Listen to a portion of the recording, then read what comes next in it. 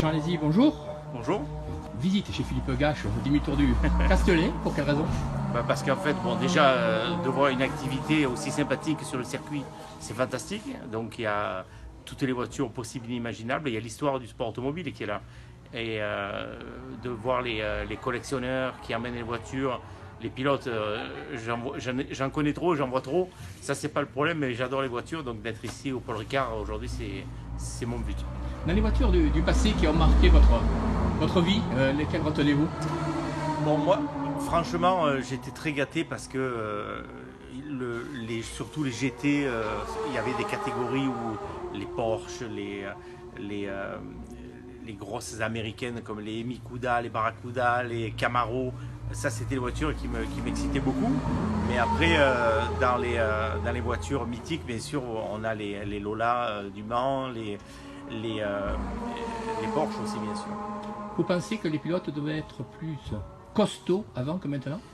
Alors, c'est pas du tout la même chose, c'est-à-dire que c'est des générations qui vont avec le temps. On fait un sport où la technologie fait partie du métier, de ce qu'on utilise, quoi. Donc, les voitures des années 80, c'était des voitures qui étaient au top de la technologie de l'époque, ou des années 60. Aujourd'hui, on ne peut pas faire de comparaison.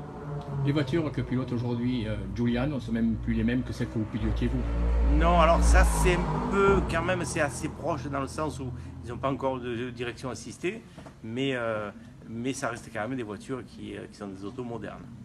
Est-ce que vous avez envie que votre fils un jour pilote des belles du passé? Il en a déjà piloté, et notamment une de mes Formule 1, de Matirel, il a conduit. C'est sûr que pour un jeune, par contre, c'est très intéressant de faire un pas dans le passé, de regarder comment on conduisait, comment on s'adaptait, et c'est très formateur. Jean Lézy, l'année prochaine, le circuit Paul Ricard aura 50 ans, vous allez être l'ambassadeur, jeune. Je suis en aspiration, mais c'est sûr que 50 ans de circuit, ce qu'il faut surtout voir, c'est le début et le produit d'aujourd'hui. Il a tout le temps été à la pointe de l'innovation, de la sécurité, et ça reste le circuit de très loin le plus sûr au monde.